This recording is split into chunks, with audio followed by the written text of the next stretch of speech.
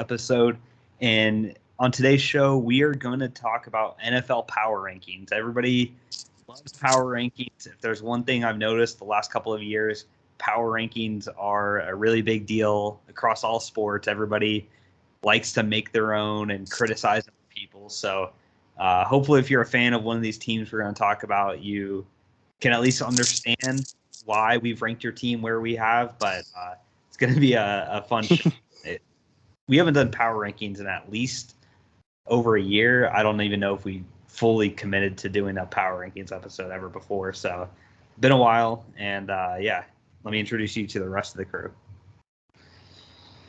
What's going on, guys? It's Connor, the co-host with the most. And I'm excited for this. I know what we were doing like a few years ago is we were kind of doing like a joint thing where we were kind of contributing to Brody Sports Talk's power rankings. But I don't think we've ever actually done a power rankings episode ourselves. So hopefully you guys comment down below whether you're gonna, if you're watching on YouTube, if you agree or disagree where we're ranking your team, because these definitely aren't going to be like your traditional power rankings per se. Because I know the way NBC and ESPN and all do, they pretty much just solely do them based on record. So like if you're 1-3, like you're going to be down or anything, but we're factoring in how good we think the teams are to these two, so it's a bit more interesting. Yeah, and especially it's only week 4. I forgot to mention too, we're going to be trying to do these on a quarterly basis throughout the year. So every few weeks we'll be doing these. We're not going to do them 1 week. I don't think there's really going to be a lot that changes after one game. So we're going to make it a little bit more interesting, do it after a few weeks, see what they turn up to be. But quarter way through the season now, we are recording before Monday Night Football, so we don't know what's going on in San Francisco against the Rams, so we can't really talk about those teams. We did rank them, but obviously the rankings would all change if we know what happens in that game. And we've sorted these power rankings into 3 tiers. So we have the bottom tier, the middle tier, and the top tier. Just 10 teams each, 12 in the bottom tier because of 32 teams. And Connor and I are each going to talk about one team in those rankings, and then we'll take a look at the whole tier and talk about some possible risers, fallers of those teams. And this is our joint effort of power rankings. So it's not my sole power rankings. We've averaged Connor and I's power rankings together to get these. Because those are wrong, so you had to include mine too. I gotta say though, like I think they're pretty good. Like I think they're pretty good too. Yeah. Obviously 50% of it's exactly what I say, but no, in all reality, I mean our rankings weren't too different, and I think the average of them looks pretty good. I think Eric would agree as well. I know he's not here, but he was our tiebreaker for some of these. So Eric breaking the ties, but we will start out from the bottom, work our way to the top.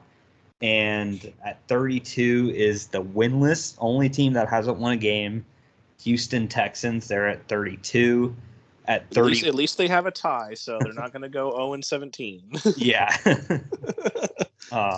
But yeah, definitely 32 consensus for the Texans there. 31's Carolina Panthers. So they're just one spot below Houston.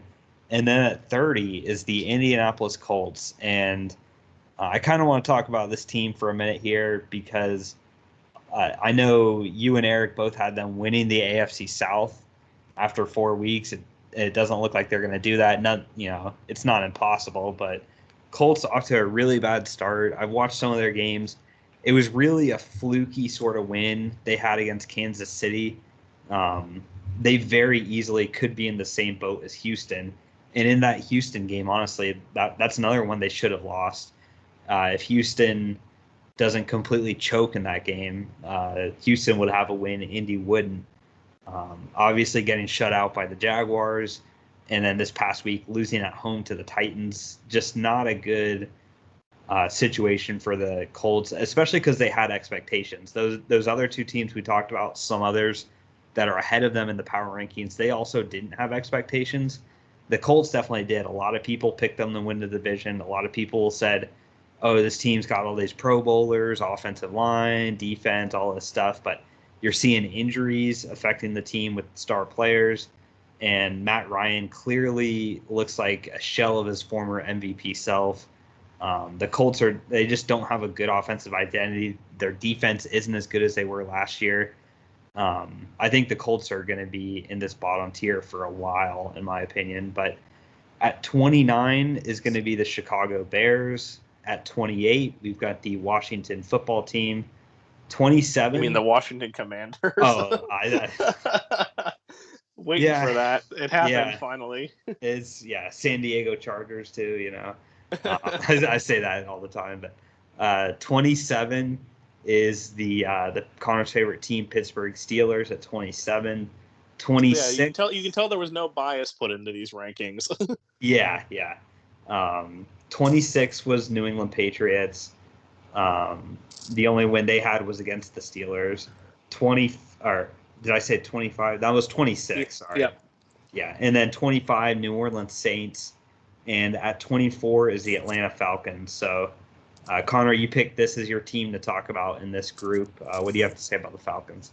Yeah, they've definitely been one of the more surprising teams for sure this year as well. At least, and from a good perspective of things, the Colts have definitely been surprisingly bad. The Falcons have definitely been surprisingly good. I know in our individual rankings, I ranked them quite a bit higher than you did.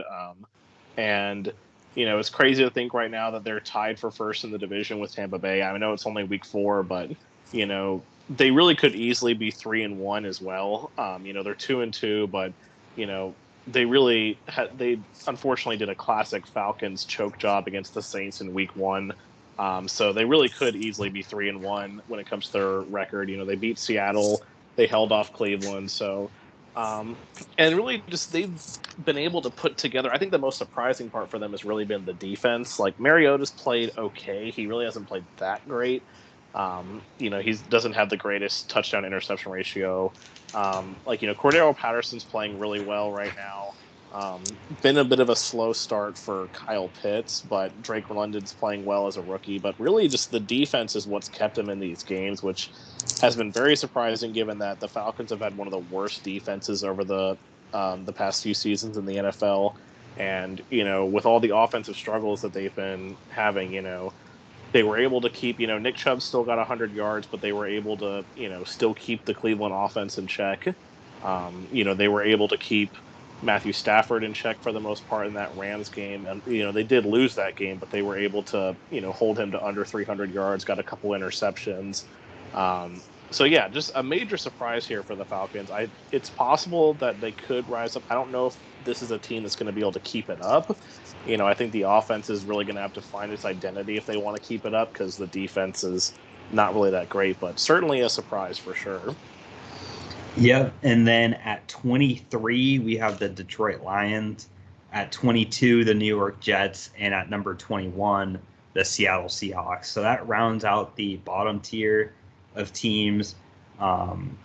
We can each pick one team that we think could, escape this row, and then one team that we think is pretty confidently will stay here. For me, I'm going to say the team that I don't envisioning going on a big climb up the rankings is the New England Patriots.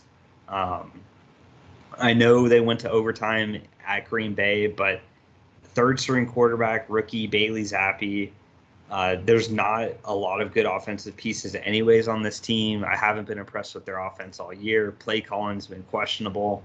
The defense is good, but I think it's not to the level of New England defenses in the past. They're middle of the pack in my eyes. I'm not the biggest Mac Jones fan, but I think he's okay. He clearly can get this team to win some games. But playing in this AFC East with, they're at the bottom right now in the AFC East standings and power rankings. So that's after 4 weeks. That's quite surprising for the Patriots. Typically not the case for them, but I think the Patriots are going to stay put. The team I think could go on a bit of a run here would be, honestly, I'll say the Jets. I think they got out of their schedule is still going to be a little difficult here, but this first 4 weeks to go 2-2, pretty impressive. I think they can go up even more. The schedule will get easier at the end of the year for them, but with Zach Wilson back now, I mean, obviously Joe Flacco wasn't a good quarterback for him. I think Zach Wilson will get better as he gets some more play experience.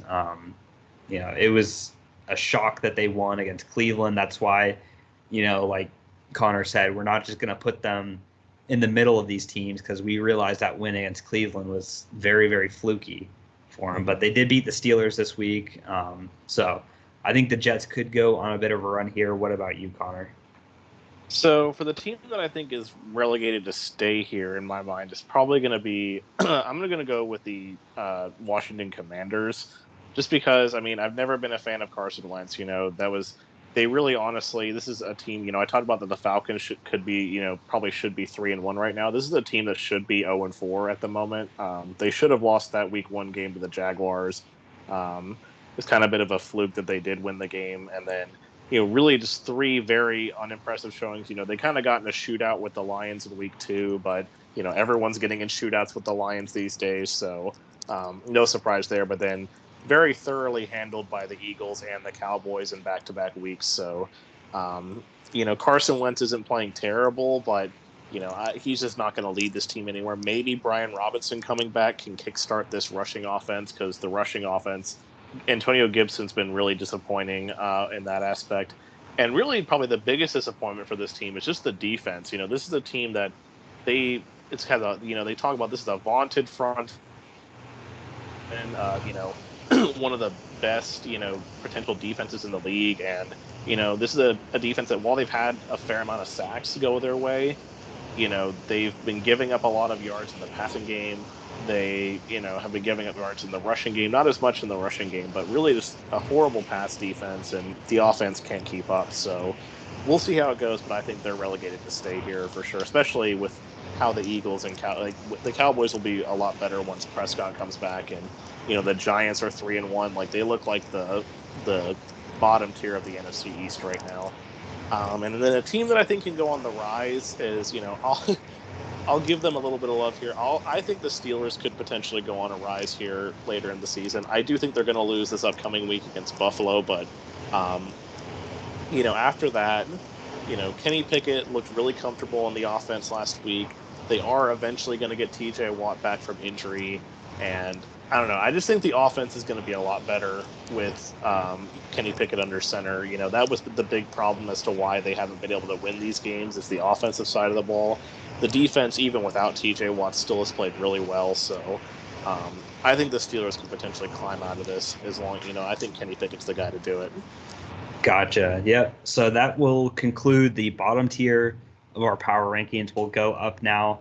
The team that barely missed out on that bottom row, the lowest of our second tier, Arizona Cardinals. Falcons.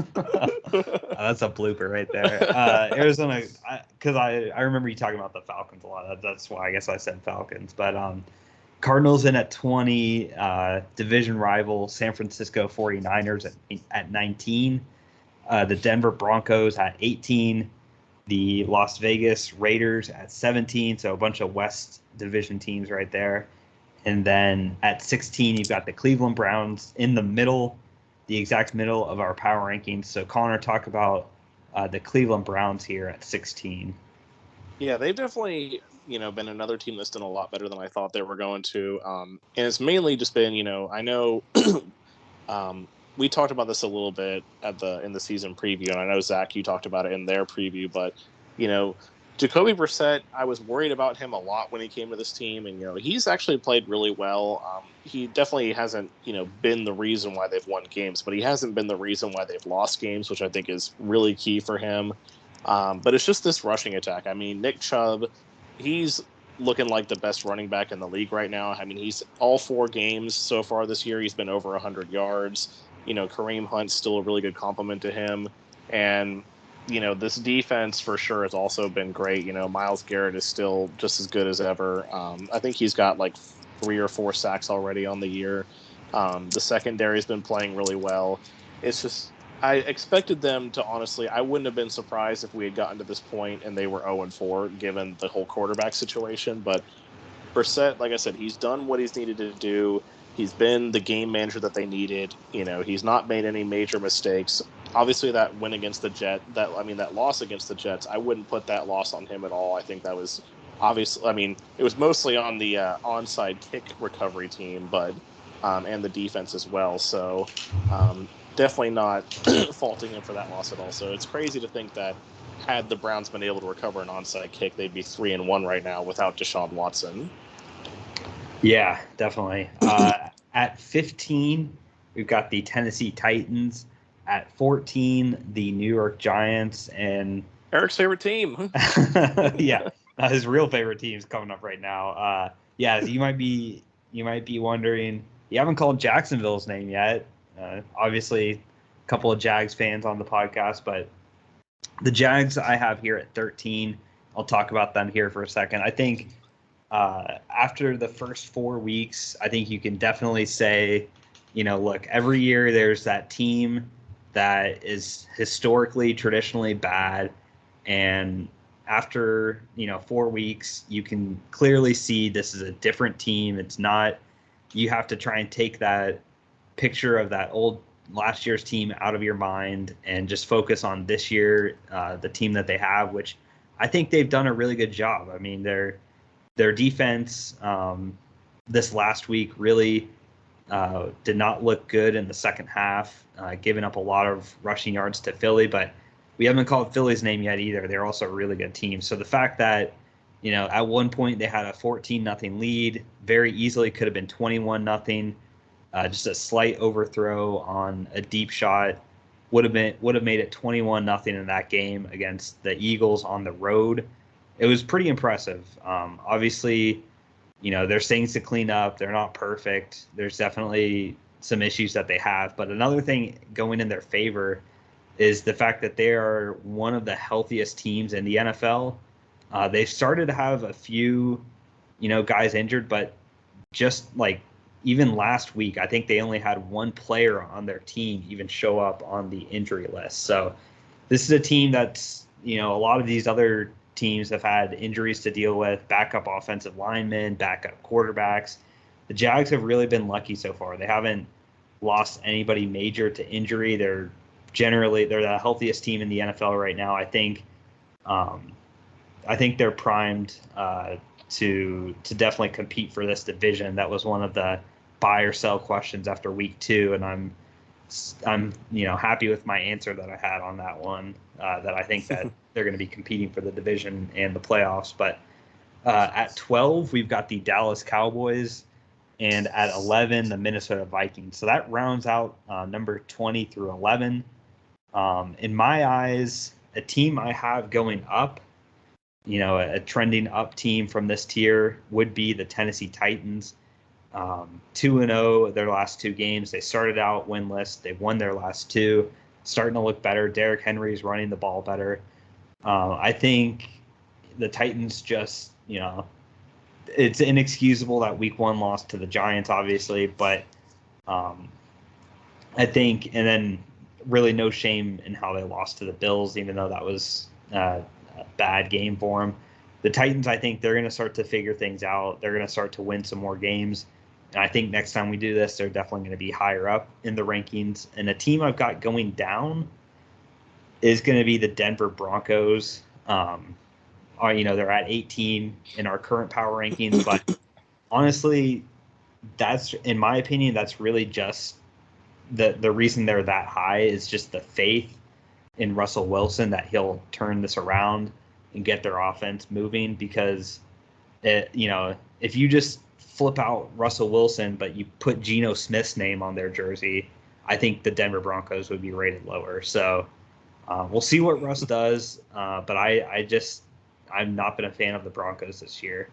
Connor, what about you? What's a team you see going up and a team you see going down? Yeah, this was definitely tough because there's definitely a lot of teams in this tier that I could see going down. So it's kind of hard to pick just one, but I guess I'll go with the team at the top of this tier, and that's the Minnesota Vikings. They really just have not impressed me at all so far through these first 2 weeks. Like, I don't know how they've managed to get to 3-1. You know, Dalvin Cook really hasn't looked like the same running back. You know, he's been okay, but not spectacular. Kirk Cousins, you know, he's still Kirk Cousins. The receivers in Minnesota are starting to get frustrated. I know Justin Jefferson was getting frustrated by kind of the lack of targets that he was seeing, and also KJ Osborne's getting really frustrated as well. So I don't see any way that they're going to be able to keep this up. I think the Packers are still, of course, the best team in this division, which is, evidenced by they haven't shown up on our rankings yet. I think the Lions, I think once they were really hurt last week, I think that's what kind of contributed to why they lost the Seahawks. I think the Lions could definitely get a win over them. So I think the Minnesota Vikings are going to trend down. For trending up, I guess I'm going to go with the Las Vegas Raiders. This is another, like how I talked about at the start of the episode, that we're not going solely off of record, given that we have a 1-3 team here up at number 17 in the middle of the rankings. This is definitely a case of a team that, when they were kind of like how Nebraska was in football last year in college, how they were 3-9, but they were like a really good 3-9 team. This is a really good 1-3 team. They finally got the ground game going last week with Josh Jacobs. He was up over 120 yards. Devontae Adams and Derek Carr, of course, have that chemistry. They won that game even though they were also missing Hunter Renfrow. So I think the Raiders are definitely going to start to turn things around. And I think the AFC West as a whole, I know you mentioned the Broncos going down, but I think the AFC West as a whole is just going to, they've really been underwhelming us in terms of what they've done the first few weeks, and especially the Raiders and the Broncos. But I think definitely that was a bit of a result of, these are new teams that are trying to figure things out, whereas we should have expected that the teams that, have been together for a while in the old guard, like the Chiefs and the Chargers, were going to be the better teams to start with. But I definitely see the Raiders and the Broncos for sure getting things figured out and going up out of this tier. Yeah. So let's go ahead now, talk about the top 10 teams. Obviously, this is the tier that you want your team to be in if you're a fan of and listening to this right now. So we'll start at number 10, and that is the Tampa Bay Buccaneers. They come in 10th. A few Super Bowl teams coming up next. The Bengals are at 9th in our power rankings. The LA Rams are going to be at 8th. The Baltimore Ravens at 7th.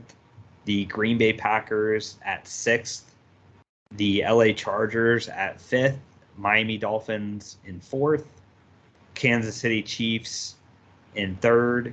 And then at 2nd is the Buffalo Bills. And then obviously that means the Eagles are going to be the number 1 team in the power rankings. So, Connor, talk about the number 2 team here, Buffalo.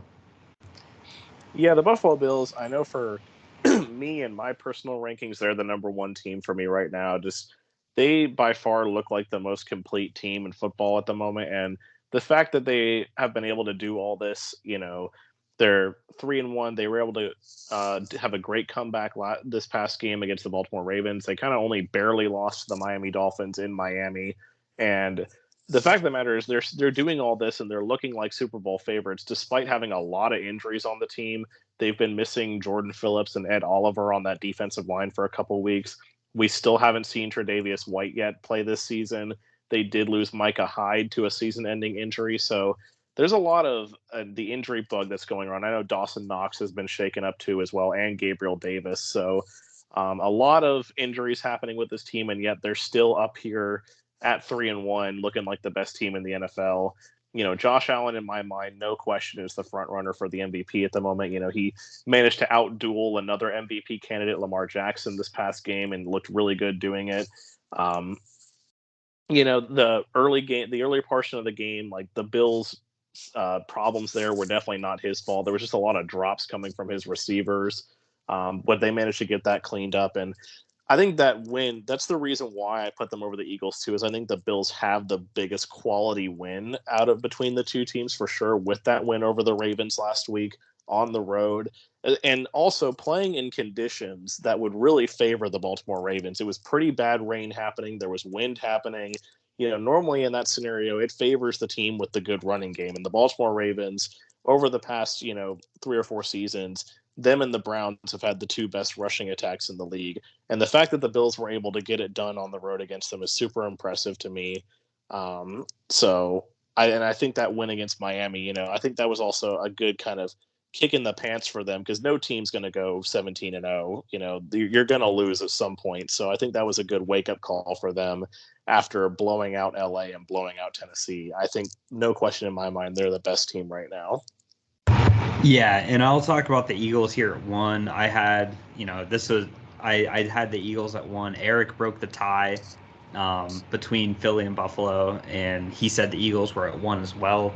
No complaints about the Bills, like what Connor talked about. They're super good. Impressive how they're playing with all these injuries right now.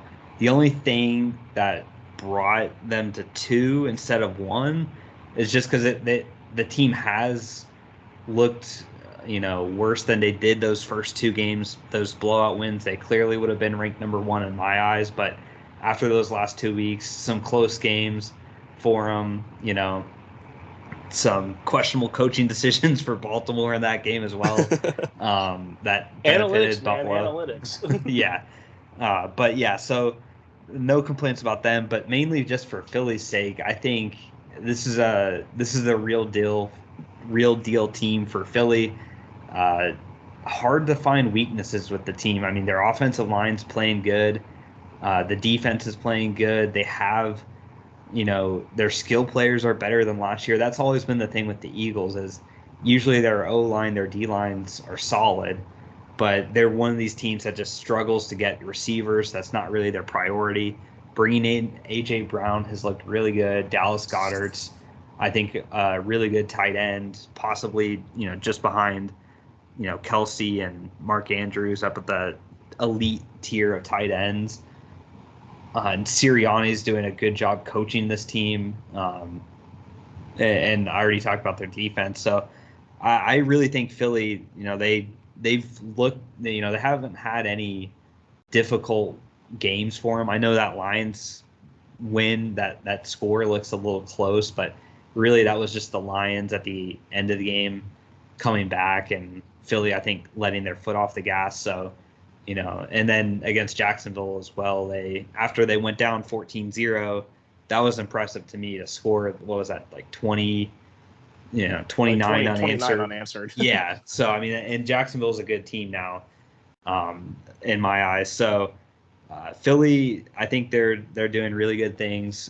Clearly the top of the NFC, because our next NFC team is all the way down at 6 with the Green Bay Packers. So that rounds out the top 10. We'll give a trend up, trend down team here.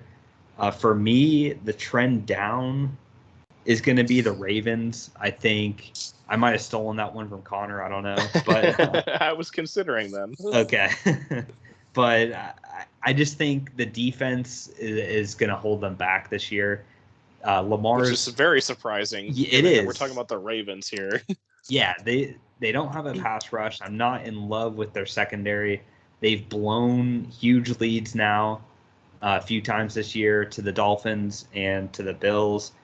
I don't know. It's just something, I like the team, obviously, still. I think they can easily make the playoffs, but I don't know. It's just their defense really, really scares me. And I don't think you can be a top 10 team with one of the worst defenses in the league. So that's why I think the Ravens trend down. A trend up team, I'll pick Tampa as a trend up from 10th. The offense is looking better after Kansas City now. And their schedule should ease up for them. This is a tough first 4 weeks that they had to face. I think getting some divisional games in, against the Falcons here next week, a team that they should beat handily, in my opinion. I think the Bucs will look a lot better after that as well. Not to mention, not to make an excuse for them or anything, but, a lot of things going on for them locally this week, having to move practices and all this sort of stuff. So not saying that's why they lost to the Chiefs. Clearly the Chiefs were very motivated, determined to win that game. But I think the Bucs can move up from 10. Connor, what about you? A trend up and a trend down here? Yeah, so trending down for me is probably going to be the Miami Dolphins, just because, obviously the whole thing going on with Tua Tagovailoa, the Dolphins definitely still have a really good team for sure. And, I could definitely see Teddy Bridgewater having some success with them, but I feel like Teddy Bridgewater, I think about that and I think about, oh, well, they still have a good team. This is kind of the way it was for him in Denver last year. We thought, oh, okay, like Bridgewater just kind of has to be a game manager. The Broncos have a good team, blah, blah, blah, blah, blah. But then we all saw how that turned out, and the Broncos were nowhere near the playoffs. So I definitely think with Tua being out, they keep being all kind of wishy-washy with his injury and, saying like, oh, like maybe he can come back and maybe like in my mind, he's going to miss at least a few weeks. He was getting 2 concussions back to back is never good. So I think the Miami Dolphins are definitely going to trend down. They could work their way back up again later in the season, but at least, by the time we do this again, I think they're going to trend down. And also the AFC East, I know the Patriots are having their problems, but the Jets are looking better, and they play the Jets on the road next week. That could definitely be a potential upset pick there for the lock board, because I know the Dolphins will still be favored. Trending up for me is going to be the Cincinnati Bengals. They looked pretty bad the first couple of weeks. I was actually starting to panic on them a little bit, which I wouldn't mind if they started going down from a Steelers fan perspective. But I definitely think they're going to start trending up. The offense has looked a lot better the past couple of weeks here. Joe Burrow's starting to shake off the rust. The offensive line is starting to gel, and they just have borderline uncoverable receiving core. It's like you have Jamar Chase covered, but now T. Higgins is going to burn you. Well, you got both of them covered. Now Tyler Boyd's going to burn you. Like, their offense is just too good and too unstoppable. Their secondary has looked better the past couple of weeks, so I think the Bengals are going to start trending up. Alrighty, guys, there you have it. The Clutch Crew Sports Week 4 NFL Season Power Rankings, the best power rankings you will see this week. I can be sure of that. But yeah, thanks for listening. Like Connor said at the start of this, listening or watching on YouTube, drop a comment. What you think, you agree with or disagree with us on these power rankings, and it'll be interesting to see in another 4 weeks' time how much these have changed. So until then, guys, remember, be clutch. And for Eric, peace.